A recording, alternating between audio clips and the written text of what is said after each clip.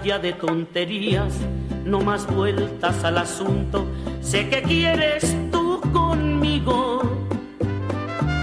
No me gustan las mentiras, ¿para qué voy a negarlo? Yo también quiero contigo. No me vengas con el cuento. Ándale, Víctor, ¿querías conmigo? Pues ahora me cumples. Yo nomás dije que esto era en serio, no en serie. Y un ratito, pues. Ándale, pues, te voy a dar tu ratito, señorón. Aquí Casuales, de vida titinesca. Comenzamos. Déjate de cosas y hazme, te lo ruego, las proposiciones más indecorosas. Piérdeme el respeto, mi querido amigo.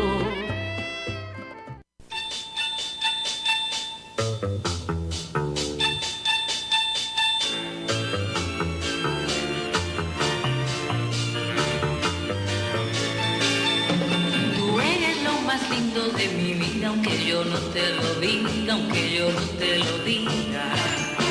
Si tú no estás, yo no tengo alegría. Yo te extraño de noche, yo te extraño de día. Quisiera que sepas que nunca quise así, que mi vida comienza cuando te conocí. Tú eres como el sol de la mañana que entra por mi ventana, que entra por mi ventana.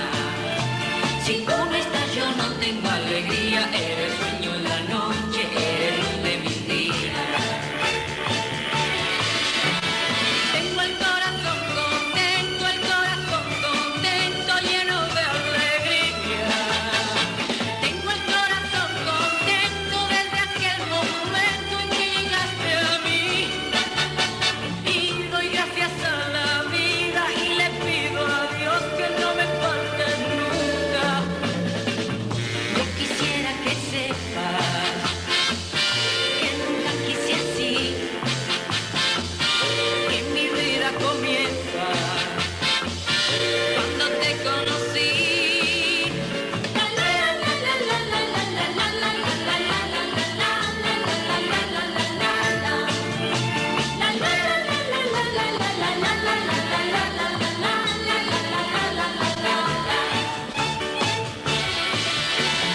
Tengo el corazón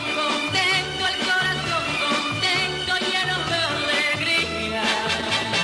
Tengo el corazón contento desde aquel momento en que llegaste a mí. Y doy gracias a la vida y le pido a Dios que no me faltes nunca. Yo quisiera que sepas que nunca quise así, que mi vida comienza cuando te conocí. Tú eres como el sol de la mañana que entra por mi ventana, que entra por mi ventana. Shi la la la la la la la la la la la la la, ya la la la la la la. Sha la la la la la la la la la la la la la la la la la la. Sha la la la la la la la la la la la. Muy buenas tardes, estamos transmitiendo totalmente en vivo este viernes 6 de octubre de del 2017, son aproximadamente las 2:15 de la tarde, está haciendo muchísimo calor en la Perla Tapatía. Estamos transmitiendo totalmente en vivo desde Mix LR de la revista Levántate Hoy y también a través de Facebook de los Colores de la Discapacidad, la revista Levántate Hoy y también totalmente en vivo a través de Titina Libre que ya se están conectando. ¡Yeah! Víctor, ¿cómo estás? Así, anodado. Guapísimo el señorón Muchas Víctor gracias. Casales, como siempre con ese porte de dandy. Gracias. Tú me ves con mucho amor, pero lo acepto, esta bendición que me das hacia mi persona. No, señor, es que Muchas honor a quien gracias. honor merece. Si Qué usted me linda. lo permite, porque ya ahorita todo piropo es acoso, entonces, pero usted sí me lo permite. Claro. No hay Saludamos problema. a la Ceci en los controles. Hola, Ceci. Y déjenme decirles algo, Sí. estas son las mañanitas que cantaba. No, es que me gusta más el rap. Estas son las mañanitas que cantaba cantaba el rey David. A las muchachas bonitas se las cantamos aquí. Felicidades, comayita, que la vida te siga dando otras 48 vueltas al sol. Y ya la ventana. Ya hasta le aumenté. Es con el IVA incluido. ¡Ay, mi chula! Ya ves. Si de verde estás como estás, ¿qué será cuando madures? Felicitamos a esta mujerona hermosa que el domingo es su cumpleaños. Entonces, como estamos en vivo, Víctor, Sí, honor fíjate a quien que honor merece. siempre, Ceci para mí es una persona muy importante, una mujer que respeto Muchas mucho gracias. y una persona muy valiosa dentro de todo su hacer y qué hacer. Sí. Ceci es una tremenda mujerona. Yo le estoy muy agradecida con la vida por haberla puesto en mi camino. Casualidades de la vida, porque fíjense que yo trabajé años con su hermana y no sabía que era su hermana. ¿Eh? Y mira nomás, ahorita hasta nos prestamos los calzones. ¿Cómo ves? No, eso no sé. Me dejas así frío también. Sigo anonadado. ¿Te das baños Sí. de asiento? Bueno, empezamos. Vamos a saludar a Lili Brillante, que nos está viendo desde Puerto Rico. Señorona, usted me encanta. Ay, Puerto Rico. Puerto Rico, mi vida, Tanta pero con bronca. mucha fuerza, y así que vamos a echarle ganas. José de Jesús Manzanares, déjame te digo, fue mi maestro en la preparatoria y me lo encontré el otro día en Café Riverol. Ah, ok. ¡Qué señorón! ¡Qué señorón! Anda. Gio Corral nos está viendo, muchísimas gracias. Hola, Gio. Muchas gracias, Rodrigo Olivares, viejito, ¿cómo estás, viejito? Mijitito. Sony Piña, muchos saludos. Santiago Cervantes desde Colima. Caniches Llana nos está viendo desde Oaxaca. Rocco A. Romano nos está viendo desde Italia. Ándale. Y Amalia López nos está viendo desde la hermana República de Tecolotlán. Ay, qué chido. Muchísimas gracias, Lidia. Gracias a ti por estarnos viendo. Víctor, ¿cómo estás? Fíjate que bien. Pues ya ves. Tema. Éntrale. Ay, un tema doloroso.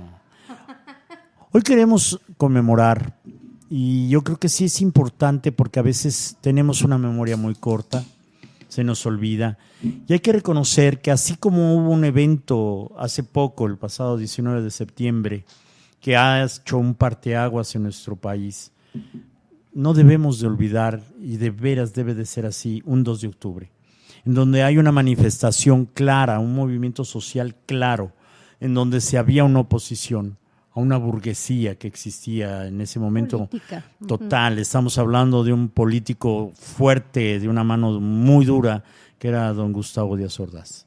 Y entonces se protesta y el movimiento social se da, en el cual pues no debemos de olvidar nunca No. que hubo de veras unas personas valientes que tomaron las calles y que se hicieron frente a una autoridad totalmente irracional. Así es. Yo a mis 14 años de edad en ese momento, pues era obvio que no comprendía muchas cosas. Yo vengo de una escolaridad privada, cristiana, religiosa, reconocido en esos tiempos, no ignoro ahora en la actualidad, pero el Colegio Cristóbal Colón, de las instituciones más importantes pertenecientes a la Universidad La Salle, que entonces pues nosotros no nos dábamos realmente cuenta, y para variar los medios de comunicación decían una cosa y se hacía otra, pero hay que reconocer que sí hubo un movimiento, uno de los movimientos más importantes, un movimiento que marcó una de las marchas más grandes que se han existido. Se reconocen como números la Marcha del Silencio, que así se le tituló, donde hubo más de 300,000 personas, que partió desde el Museo de Antropología hasta el Zócalo de la Ciudad de México. En su momento.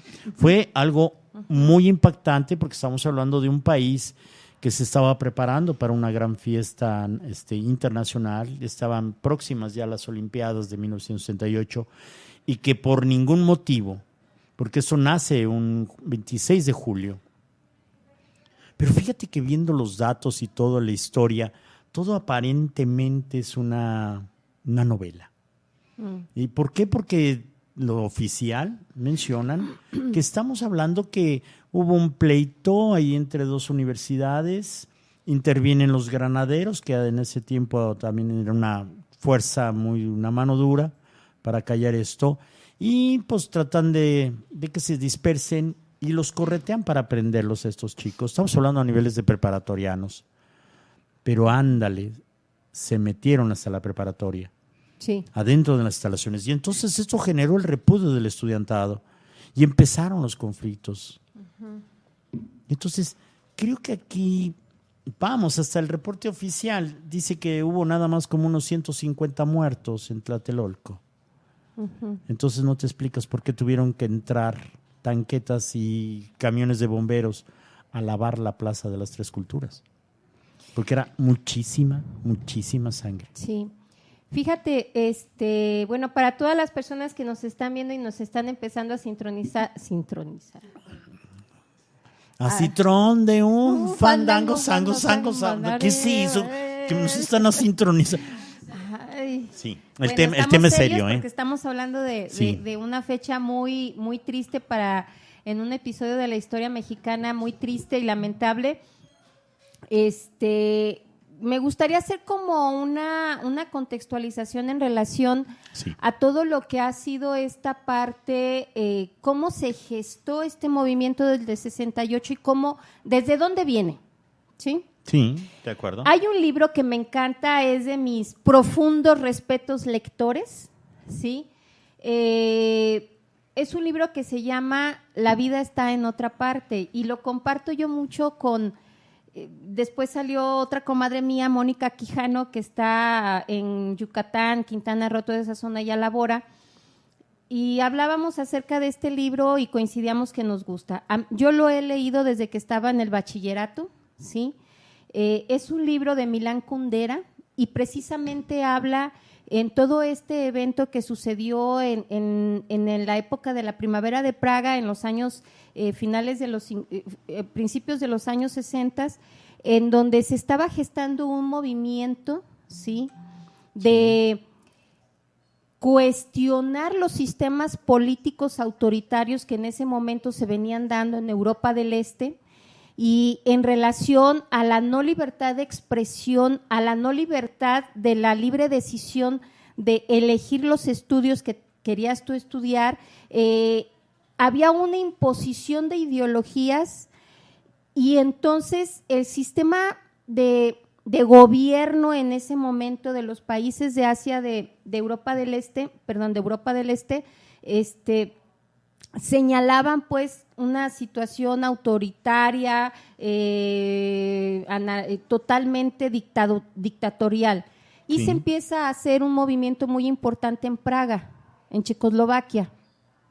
Un movimiento que surge a partir de estudiantes que se señalan como anarquistas, se señalan como personas que quieren tener una libre decisión, que no hubiese fronteras, que no hubiese esta cuestión de la imposición de ideologías tanto religiosas como políticas, sociales, etcétera, culturales incluso. Y entonces es bien interesante que muchos movimientos que se gestan para la transformación ideológica y cultural en ciertas regiones del mundo surgen en primavera, ¿sí? Por eso la primavera de Praga es muy significativa porque nos da un referente de lo que es estos cambios a nivel social muy interesantes y se dan también en cierto sector social como es la juventud, ¿sí? En esta etapa entre los 18 y 30 años, que es una potencialidad del proyecto de vida, de la transformación de metas personales y sobre todo de la conciencia social para la transformación de la realidad inmediata de estas personas. Y entonces muchos movimientos se gestan a partir de la primavera y culminan en otoño. A veces en otoño llegan y se gestan otros procesos, sí, también sociales. Es bien interesante Como todo es el esto. caso estamos como hablando es el caso de México. que esto nace el 26 de Sí. julio y culmina el 2 de octubre. Así es. Estamos hablando de otoño. Así es, y fíjate qué interesante porque lo que pasó en el periodo de la primavera de Praga en Checoslovaquia se expandió a Europa en diversos países y se fue filtrando a México, a Latinoamérica también con toda esta idea revolucionaria, ¿sí?, de movimientos sociales, de actos revolucionarios en contra de regímenes dictatoriales, ¿sí? Y esto es muy interesante tenerlo también en cuenta. Para México, el año del 68 es un año de contrastes y de polaridades de cambios sociales. Por un lado, teníamos una protesta de estudiantes en esta etapa de la juventud que señalaban a un gobierno autoritario, dictatorial, impositivo, ¿sí?, sordo, ¿sí?, sordo a esta protesta social, y por otro lado teníamos a otro sector de la juventud queriendo demostrar que eran fuertes, valientes, emprendedores, que eran competidores, como fue la parte de las Olimpiadas. Sí. Por un lado estaban los estudiantes señalando que en este país había un presidente que era un homínido parado en dos patas, ¿sí? Y por la otra estaba otro sector de la juventud señalando que espérenme, porque tenemos que demostrar que los jóvenes no somos lo que dice este cabrón, ¿sí? Y entonces se empezó a ver toda esta cuestión de discordias incluso y de oposiciones de ideologías, de oposiciones de posturas, y de esto se aprovechó este homínido. Sí, pero fíjate, también hay que puntualizar un año previo, agosto del 67, en La Habana. Ajá. Allí en Cuba se hace una junta que se denominada Junta Tricontinental, en la cual estamos hablando que están estudiantes mexicanos ahí. Y el exrector Ignacio Chávez, ante su no aceptación como candidato presidencial, resulta entonces que él hace un movimiento basado en los 20,000 estudiantes que fueron rechazados. Y estos 20,000 estudiantes estaban protestando por el sistema educativo en México, en donde a la fecha el 90% es rechazado y el 10% es ingresado. Pregúntale a Padilla.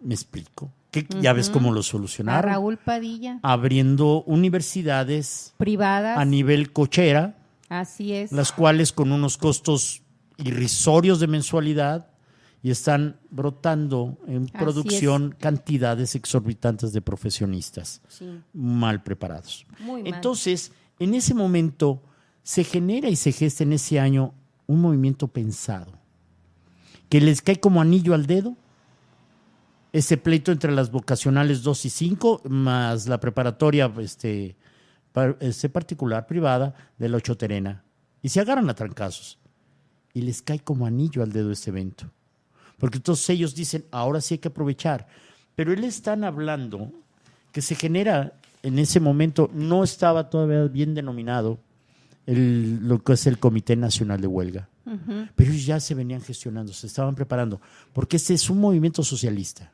100%, y luchaban por la República Socialista de México.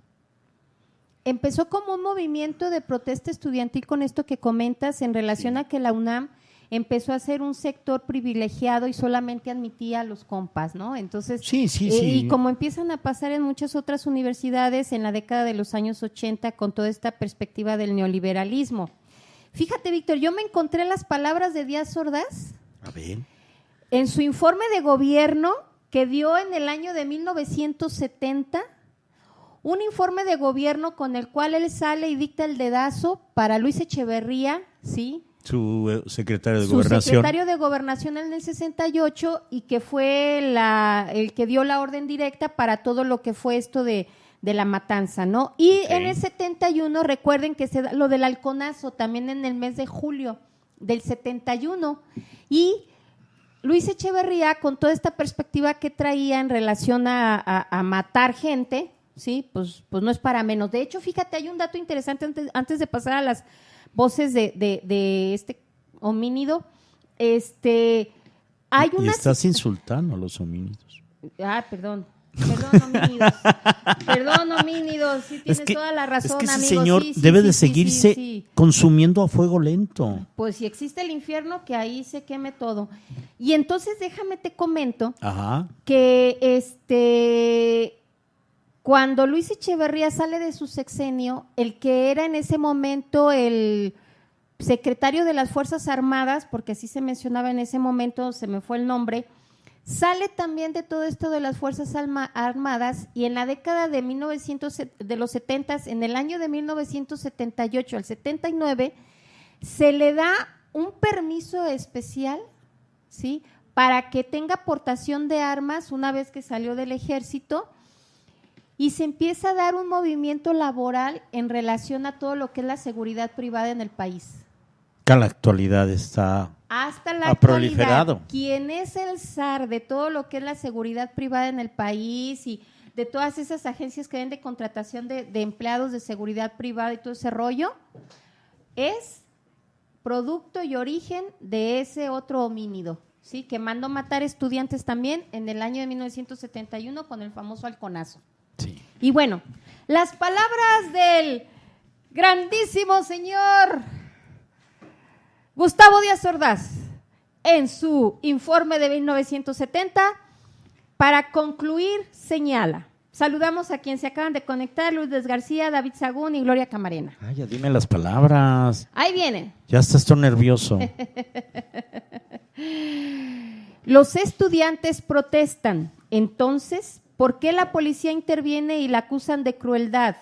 Lo mismo que al gobierno. El dilema es, pues, irreductible. ¿Debe o no intervenir la policía? Se ha llegado al libertinaje en el uso de todos los medios de expresión y difusión. Se ha disfrutado de amplísimas libertades y garantías para hacer manifestaciones ordenadas en ciertos aspectos, pero contrarias al texto expreso del artículo 9 constitucional. Hemos sido tolerantes hasta excesos criticados, pero tiene su límite y no podemos permitir ya que siga quebrantado irremisiblemente el orden jurídico, como a los ojos de todo mundo ha venido sucediendo. Tenemos la ineludible obligación de impedir la destrucción de las fórmulas esenciales a cuyo amparo convivimos y progresamos. No admito existan presos políticos. Preso político es quien está privado de su libertad exclusivamente por sus ideas políticas sin haber cometido delito alguno. No obstante, sí me hace saber el nombre de alguien que esté preso sin proceso judicial en el que se haya cumplido o se estén cumpliendo las formalidades esenciales del procedimiento, acusados de ideas, no de actos ejecutados.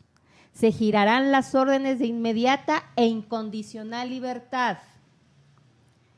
Los desórdenes juveniles que ha habido en el mundo han coincidido con frecuencia con la celebración de un acto de importancia en la ciudad donde ocurren. En Punta del Este, Uruguay, ante el anuncio de la reunión del presidente de América, se aprovechó la juventud estudiantil para provocar graves conflictos. La Bienal de Pintura de Venecia, muy reciente, de la que estaban pendiente el mundo de la cultura, fue interrumpida con actos violentos. Las pláticas de París para tratar de lograr la paz en Vietnam, que habían concentrado las miradas del mundo entero, fueron oscurecidas por la llamada Revolución de Mayo. De algún tiempo a la fecha, en nuestros principales centros de estudios se empezó a reiterar insistentemente la calca de los lemas usados en otros países. Las mismas pancartas, idénticas leyendas, unas veces en simple traducción literal, otras en burla parodia. El ansia de imitación se apodera de centenares de jóvenes de manera servil y arrastrada por algunos adultos. Palabras de Gustavo Díaz Ordaz, Informe de Gobierno 1970. Fíjate que, ¿cómo coincide? De veras que tal parece un plan perfecto. Hay intereses miles, hay muchas personas que se adhieren. Sí. Porque si bien recordamos, 22 de julio se da el evento del choque violento entre las preparatoria y la vocacional. 4 días después viene otra refriega.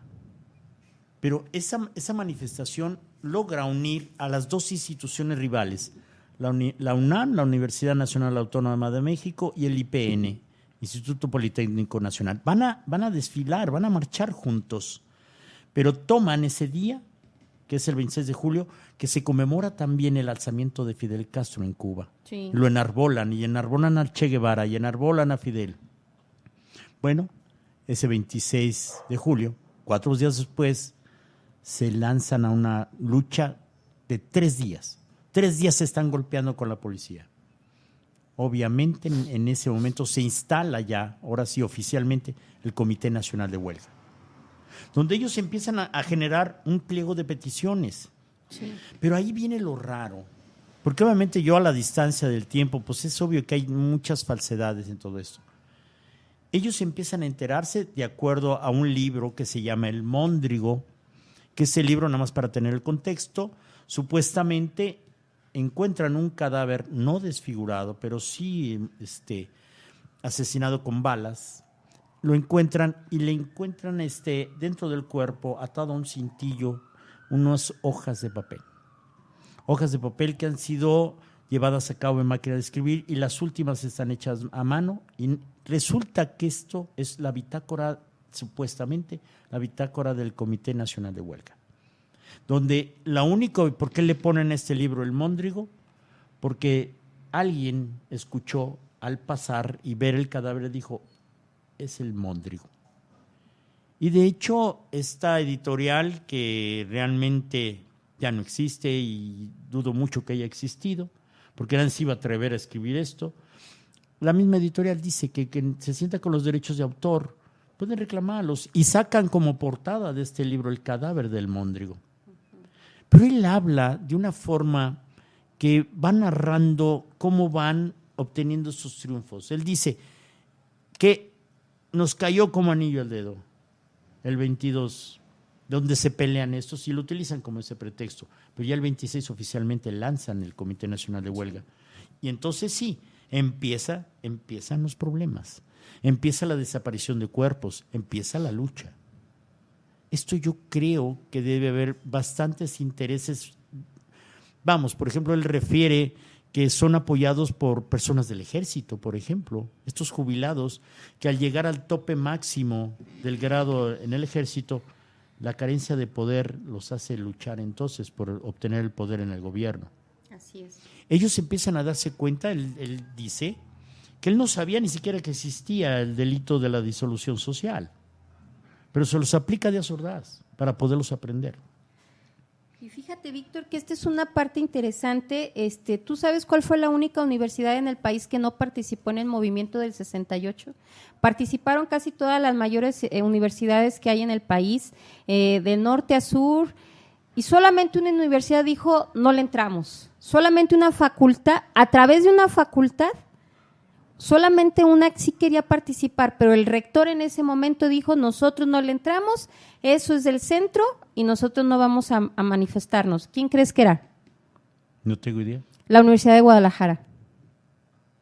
La Universidad de Guadalajara, si mal no me equivoco, en ese momento estaba Enrique Díaz de León como rector de la Universidad de Guadalajara, y él dijo, ese no es nuestro problema, nuestra universidad está controlada. La única universidad que sí quería participar, era la única facultad, era la Facultad de Medicina, ¿sí? Y entonces, la de veterinaria, de medicina de veterinaria querían participar, porque estaban vinculados con el Politécnico Nacional. Fíjense nada más qué interesante. Y aquí en Guadalajara les dijimos que no. Siempre Guadalajara, por eso se nos conoce como las gallinas del centro. Pero no tenía en que el ver, argot estudiantil. ¿No tenía que ver que estaba aquí el suegro de Echeverría? También tenía es una que influencia ver fuerte, ¿no? el papá de Alfaro. Claro. También el papá de Alfaro. Ujú. Así es. Entonces, Perdón. perdón. Sí, porque estamos hablando de sí, instituciones aquí. Sí. La Universidad de Guadalajara Los nos conocen tecos. como el gallinero del centro del país, o sea, porque nosotros nunca participamos en movimientos sociales. En estos últimos años hemos participado en una simulación de movimiento social estudiantil.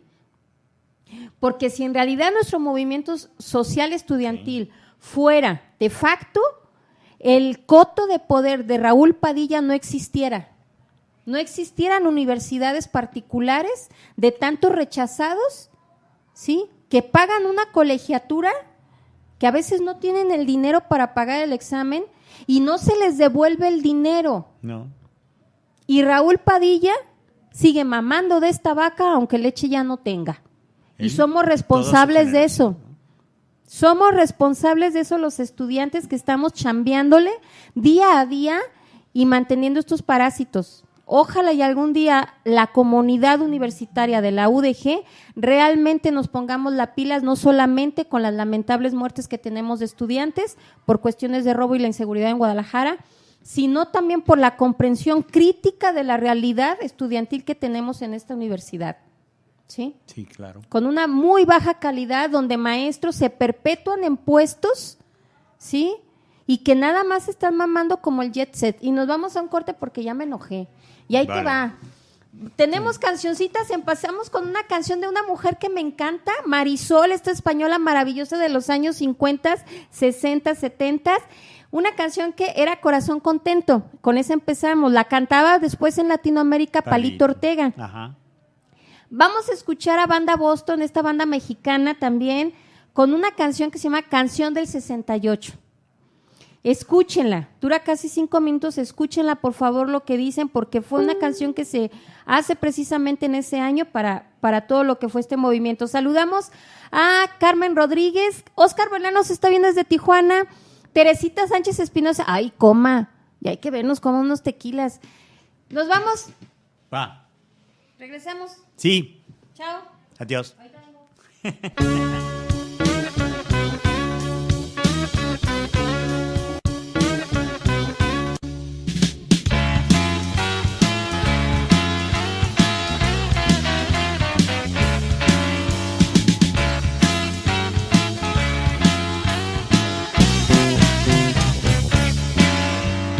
Hace ya tiempo que a historia pasó, la gente no lo puede olvidar. Entre Tlatelolco la sangre corrió de letrados que sabían la verdad.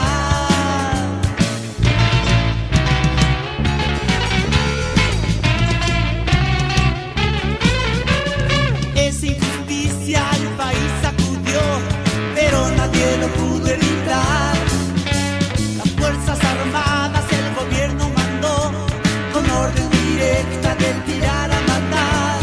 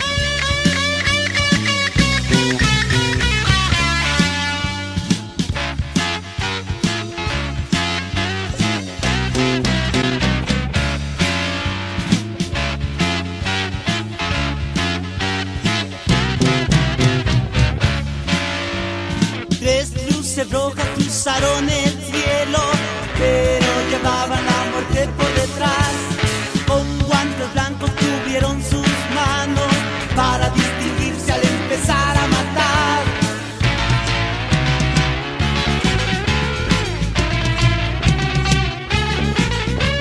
Masacre fue lo que pasó en Tlatelolco, hombres y mujeres el gobierno mató, mató ilusiones y esperanzas del hombre, en vano fue y su ideal se perdió.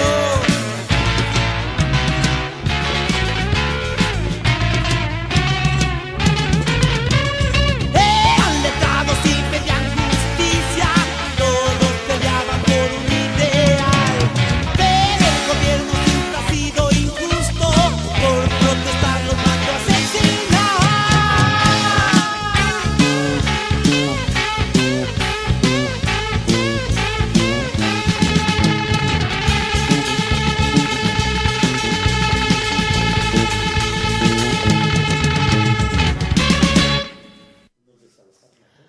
Regresamos, estamos totalmente en vivo aquí en tu programa, aquí Casuales de Vida Titinesca, radio por internet a través del link MixLR de la revista Levántate Hoy. Estamos también en Facebook a través de los colores de la discapacidad de la revista Levántate Hoy y en Titina Libre. Saludamos a todas las personas que nos están viendo y se acaban de conectar. Mariela, hola, ¿cómo estás? Ay, Mariela, quiero uñas.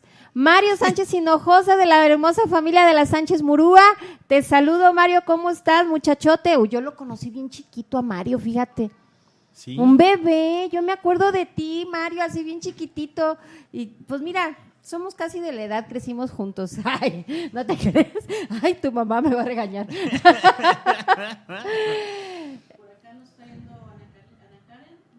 Ana Karen de Sara C. Pati Delgado, Pati. ¿cómo estás, Pati? Y a Hola, Eduardo. Pati. Eduardo Palomera, ahora no te conectas. Palomares, no te conectaste. Algo pasó, ¿eh? Algo pasó, esperemos que Porque estés bien. él no ha fallado, ¿eh? Pues esperemos que estés bien. Ahí estás Creo que ahora sí está chambeando. Ahora sí estás trabajando, ¿eh? Órale. Nos estaba contando Víctor historias muy interesantes. Déjenme decirles que este señorón vivió en la época de la adolescencia de él, suya de él. Esta parte del evento de 1968. Platícanos lo que te pasó en tu colegio. Bueno. Yo mi escolaridad, como lo mencionaba, estuve en el Colegio Cristóbal Colón, que es un área que alimenta a estudiantes hacia la Universidad La Salle. Este instituto, con una cultura muy arraigada en lo que es la base de la espiritualidad, el catolicismo, los hermanos lasallistas, pero aprendo ser un católico sin tener un Dios mágico, que ellos mismos nos dicen, este Dios no existe. O sea, como ahora ya lo digo así en tono de broma, sí, aviéntate tus 10 rosarios, haz las cadenas estas, pero ve a la quimioterapia. Sí, prende velas, haz todo, pero estudia para el examen. Entonces, este Dios es el que conozco y la población era enorme porque nuestros salones eran de 50 alumnos y había 6 de cada grado. Entonces, estamos hablando nada más de primaria, eran 1800, pero también ahí estaba la secundaria, ahí estaba la preparatoria. Entonces, éramos personas que, pues, era uno de los colegios más importantes. Ahí en este colegio asistían políticos, hijos de políticos y muchos de la clase social alta.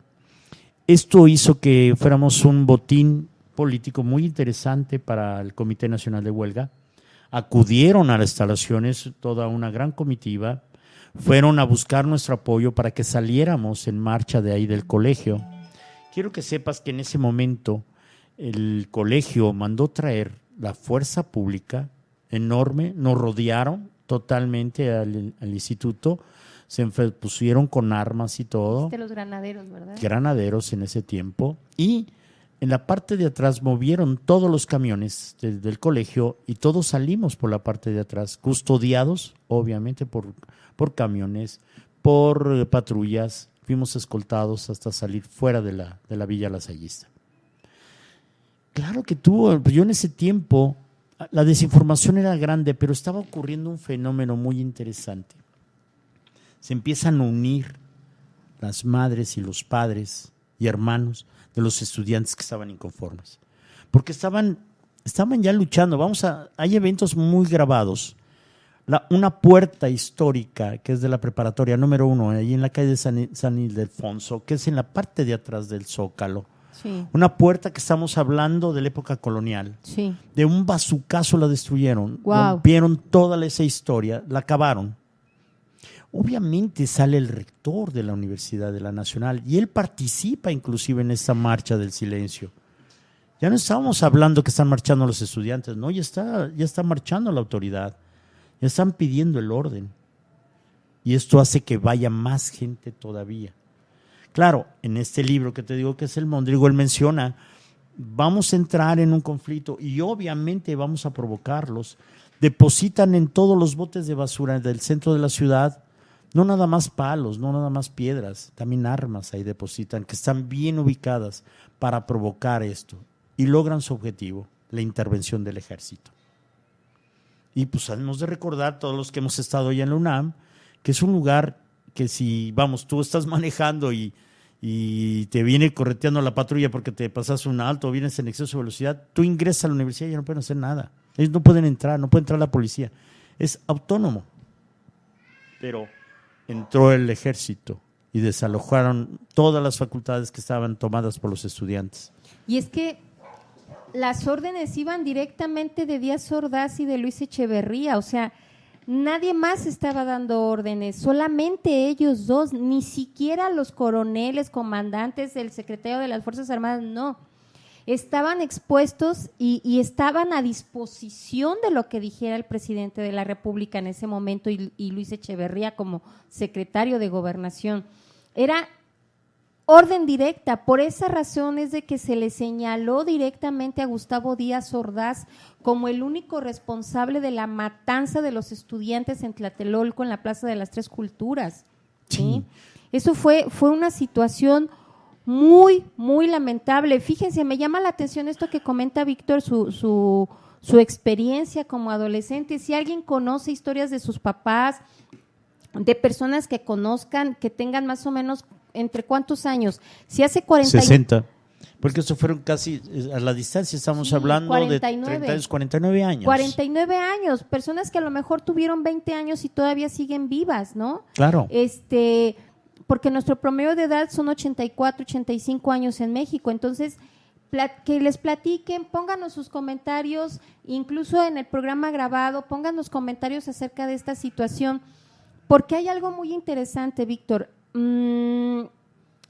Hay algo que los mexicanos y las mexicanas tenemos que es muy lamentable, no tenemos memoria, se nos olvida, tenemos una memoria muy corta. Se nos olvida todo, Víctor, entonces son 49 años donde vamos a ajustar un medio centenar en donde ha habido otras masacres, Víctor, ha habido otras situaciones tan lamentables como la del 68. La del 68 fue muy significativa porque fue un movimiento gestado por estudiantes, por jóvenes, en oposición. Totalmente. Y fíjate, yo quiero acotar también como un contexto, porque habemos muchos que hemos sido marcados por ese evento. Y te voy a explicar por qué yo en lo personal, aunque yo obviamente en esta adolescencia, yo no participaba realmente.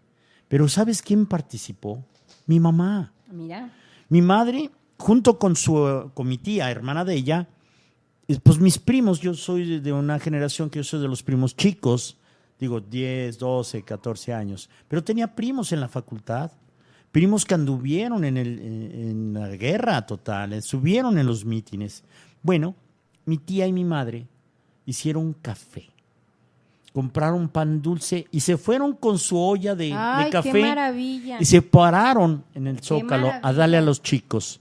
Ahí estaban ellos repartiendo. Entonces, este movimiento social que estamos hablando de estudiantes, se unieron los padres de familia.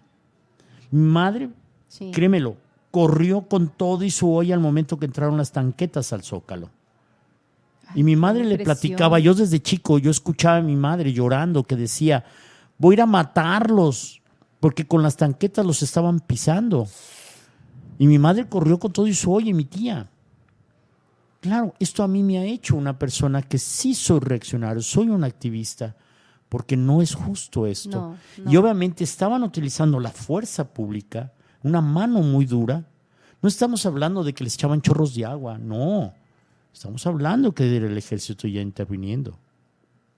Y esto no, estamos hablando de estudiantes. Así es. No era para tanto, pero sí se utilizó la fuerza. Y obviamente este comité toma la fuerza total cuando hace la marcha que te mencionaba hace rato, la marcha del silencio, donde le encabeza el rector, le encabezan muchas personas. Pero también hay un hecho que también es bien importante. Los medios de comunicación, los medios de comunicación también apoyan al movimiento. Y uno de ellos fue el Excelsior, don Julio Scherer, que estaba en ese tiempo en vida. Era la excepción. Él pone a su disposición el periódico. Era la excepción. Y empieza a don difundirse Julio. la noticia y empieza este gran movimiento Sí. nacional. Era Eso la es lo más excepción. interesante. Considero que yo, por lo menos, que todo se estaba gestando. Pero lamentablemente, las personas que estaban al frente, confrontando al gobierno, sí les dio miedo. Porque Sí. no podías cambiar una Sí. piedra por una bala Así es. y se empieza a desmoronar. Sí. Y tengamos en cuenta que la protesta de los jóvenes también era una situación de una dictadura, de un dictador partidista, ¿sí? Sí. De un dictador partidista como lo fue Gustavo Díaz Ordaz y con toda esta secuela priista en nuestro país, y de ahí el aprendizaje para otros partidos políticos que actualmente también se aprovechan de estas estrategias en cuestión de todo lo que es el clientelismo a través de medios de comunicación, empresas, cómo se han hecho millonarias tantísimas personas a partir de las concesiones con gobiernos. Y pues bueno, en esta lógica, fíjense, en el año de 1974, aproximadamente 75, se da un movimiento aquí en Guadalajara con la continuidad de derrotar o derrocar a todos estos gobiernos impuestos y estos gobiernos tan autoritarios, y fue este movimiento de la Liga 23 de septiembre, ¿sí? En el centro del país también, y aquí en Guadalajara participaron muy activamente algunos grupos de la Liga 23 de septiembre. Yo les voy a platicar una anécdota. Yo me acuerdo, yo vivía por la calle de Fraternidad 169, fíjense nada más, y yo vivo ahorita en la calle donde yo vivo es el 169. Qué interesante. Qué bonito Bueno, número. sí, me encanta. Y yo vivía por la calle de Fraternidad, y yo me acuerdo que en ese año andaban los militares buscando a todos estos muchachos de la Liga 23 de septiembre, y uno de los dirigentes le llamaban el mentado Richard. Yo me acuerdo que era niña, si yo nací en el 71, para el 74 como 3 años, casi 4, ¿no? Yo recuerdo muy bien que en la casa donde yo vivía y crecí de niña, estábamos, como empezaron los militares a aventar gases lacrimógenos, había toque de queda en ese tiempo, era una cosa impresionante salir a la calle. Yo me recuerdo muy bien de algunas escenas, y un día estábamos en la casa y empezó una revuelta de militares con personas que las iban persiguiendo, y al mentado Richard, este muchacho dirigente, lo mataron exactamente enfrente de mi casa, y yo me acuerdo que lo vi. Yo me acuerdo que llegaron 4 militares, 3 se pusieron de frente hacia él, le dijeron párate en la pared, lo pusieron de espaldas, uno estaba vigilando que la gente no se acercara, y 3 lo acribillaron en la pared. Yo recuerdo perfectamente bien eso. Yo lo único que hice fue quedarme atónita. Recuerdo que también duré varios días con temperatura muy alta, no podía dormir por todas las pesadillas que tuve, pero no se me olvida. Y hace poco un maestro también de la Prepa 1, que ya está jubilado, estaba platicando con él acerca de esto. Y me dice, ¿tú de qué te acuerdas? Y ya le empecé a platicar yo de qué me acordaba. Me dice, exactamente así pasó. Digo, es que yo me acuerdo que él era el Richard, ¿sí? Y lo mataron lamentablemente, así un muchacho que no tenía más de 25 años. Yo en la preparatoria tuve un maestro que fue preso político en Lecumberri, el maestro Artemio. Y si me está viendo el maestro Manzanares no me va a dejar mentir. El maestro Artemio estuvo casi 10 años como preso político cuando pasó todo lo del 68. Él salió un poco antes de los 80s. De hecho, él se viene, estuvo en varios estados de la República y en la Universidad de Guadalajara él entra a dar clases y entra y me da clases a mí en la preparatoria y nos platicaba su muy lamentable historia porque él fue persona que estuvo concertada para el movimiento del 68 como estudiante porque estaba en la Facultad de Filosofía y Letras. Recordemos que este movimiento empezó por la Facultad de Ciencias Políticas, Filosofía y Letras y la de Veterinaria y todos los del Politécnico, ¿sí? Con ellos. ¿Por qué les digo del año 74? Porque en estos 49 años, Víctor, Ceci, las masacres siguen pasando, las masacres siguen aconteciendo en nuestro país. Claro.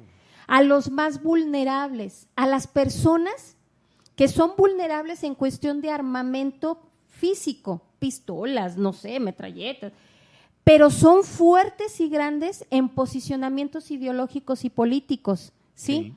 Nada menos, yo me traje como unas notas en relación a estos grupos, ¿sí? Por ejemplo, la matanza de Acteal. Fíjense nada más, 45 tzotziles entre los que estaban niños, mujeres, ¿sí? Personas que no tenían armamentos y que también estaban hartas, ¿sí? Cansadas de todo el sometimiento y control que hubo por este boom de Carlos Salinas de Gortari en relación a este neoliberalismo, sin embargo, a costa del sometimiento de los más pobres del país. Perdón. Y entre ellos eran los indígenas. Lo mismo pasó con el señor Porfirio Díaz. Sí. Un hombre que trajo opulencia al país, desarrollo económico, pero a costa de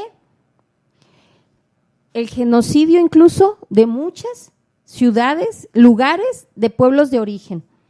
Y entonces, la matanza de Acteal es otra masacre que sucedió en el año de 1997, cuando estaba el régimen, sale Carlos Salinas de Gortari y entra este otro presidente Zedillo. Ernesto Zedillo. ¿Sí? Y esto fue una situación muy lamentable y que generado, ¿sí?, por todo esto del movimiento zapatista en Chiapas, la región sureste del país, que lo único que querían es mejores condiciones de vida, pero el gobierno, como sabe que hay yacimientos de ciertos minerales en esa región, ¿sí?, entonces lo que hace es empezar a matar a la gente para apropiarse de maderas, la selva por las maderas, por los minerales, por tantos mantos acuíferos de potencialidad petrolífica, etcétera, y ese es mucho del trasfondo, ¿sí? Ya casi nos vamos, tenemos también esta matanza muy lamentable y recientemente el caso Ayotzinapa, estos 43 estudiantes, ¿sí? Tenemos también algo muy interesante y no es para menos todo lo que es la cuestión del campo algodonero. También es una masacre muy lamentable que ha transcurrido en nuestro país, esta matanza de mujeres que se descubre y se hace evidente a partir de campo algodonero porque se le hace un señalamiento a México desde todo lo que es la Corte Interamericana de Derechos Humanos, ¿sí? Se le hace al gobierno mexicano para señalar que no está garantizando los derechos humanos de ninguna mujer en cuestión de desapariciones, tortura y feminicidios. A partir de campo algodonero se empieza a desgranar una perversión en relación a la masacre de mujeres en nuestro país.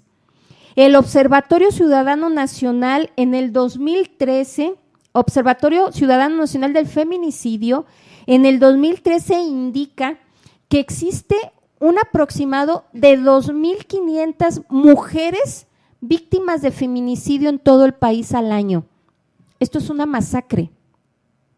Esto es una masacre que nos sigue golpeando a las mujeres de una forma muy lamentable. Habrá quien diga, pero a los hombres también los matan, sí, pero a los hombres los matan no por el hecho de ser hombres, sino por cuestiones lamentables como el narcotráfico, la delincuencia organizada, ajuste de cuentas. A las mujeres nos matan simplemente por el hecho de ser mujeres. Y ese es el señalamiento que hace la Corte Interamericana de Derechos Humanos a partir del caso Campo Algodonero. de Ciudad Juárez.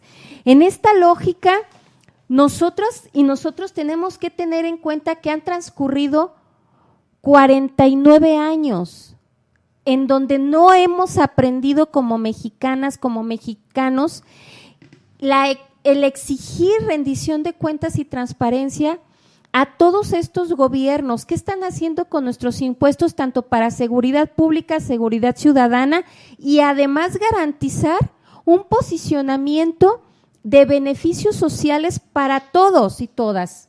Un universalismo básico que sea real, efectivo, factible, de facto. No existe.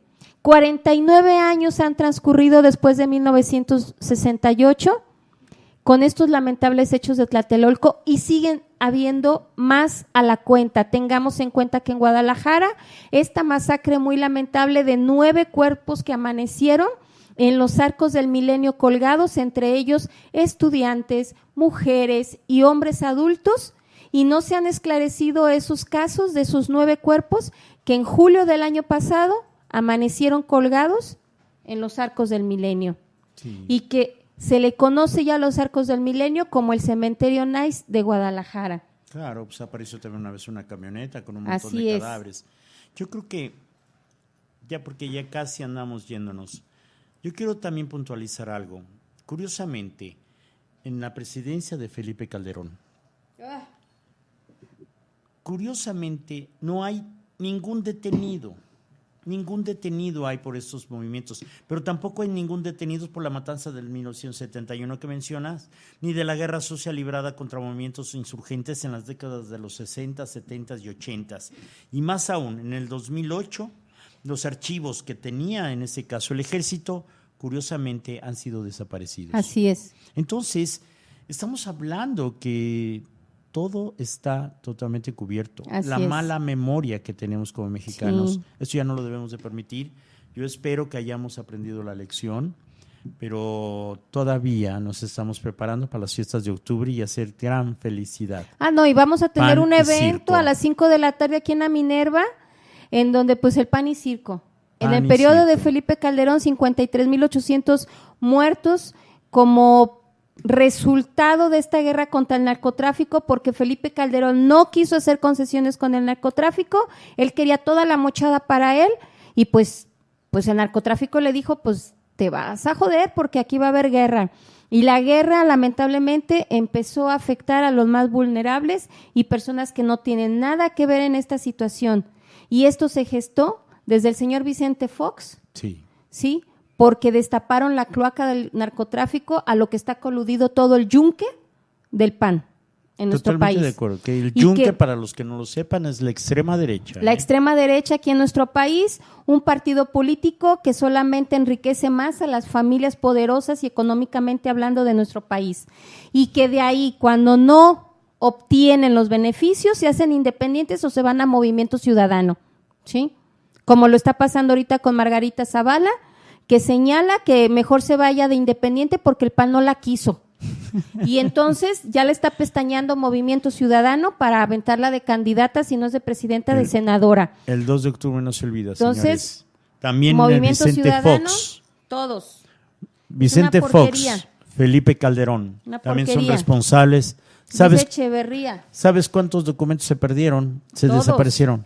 Más de 22,000 documentos. todos. Y esto en no este se vale. famoso incendio del Archivo Histórico Nacional, y muy recuperados pocos.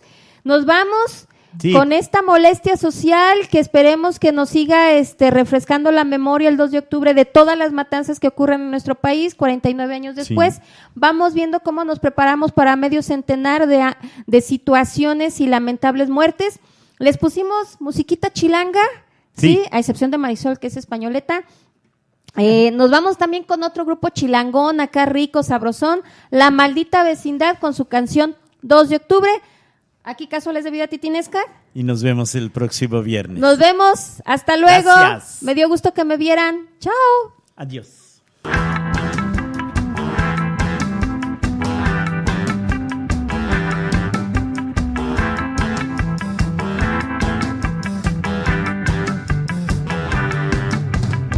Hey,